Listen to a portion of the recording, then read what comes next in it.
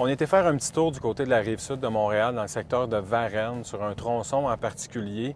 Est-ce que c'est normal de trouver des routes de cette façon-là dans un aussi piètre état au Québec?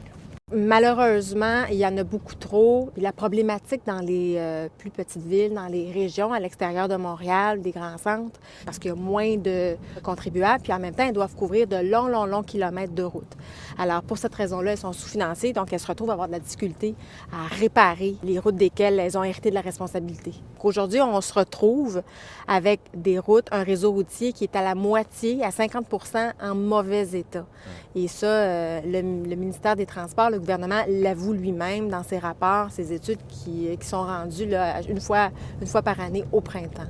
Je pense que les automobilistes, les contribuables ont droit à un réseau routier beaucoup plus agréable, en meilleur état et plus sécuritaire, parce qu'il ne faut pas oublier que ces routes-là, quand elles sont en mauvais état, pleines de trous, ça peut avoir des enjeux de sécurité routière aussi. Puis c'est un élément dont il faut se rappeler à chaque fois qu'on décide d'entretenir ou d'attribuer de l'argent à des routes ou de ne pas en attribuer suffisamment. Mais qu'est-ce qu'on peut faire lorsqu'on conduit et qu'on voit un nid de poule pour réussir à minimiser les dommages? Quand on arrive face à un nid de poule, on ralentit. On ne freine pas brusquement parce qu'on va augmenter la force de l'impact si on freine brusquement. Et surtout, on ne donne pas de coups de roue parce qu'on pourrait occasionner des dommages différents. En plus d'endommager son auto avec le nid de poule, on pourrait engendrer une collision, donc générer des dommages supplémentaires. Donc, si on doit rencontrer un nid de poule impressionnant, on lâche l'accélération, on lâche la vitesse, on passe dedans doucement et ensuite de ça, bien, on continue sa route. Au cours des dernières années, vous avez été à même de constater les signalements que les automobilistes vont vous faire. Est-ce qu'il y a eu une certaine amélioration ou c'est la même situation ou c'est pire? Si on regarde les chiffres, les statistiques qui sont diffusées par le ministère des Transports, le réseau a dépéri.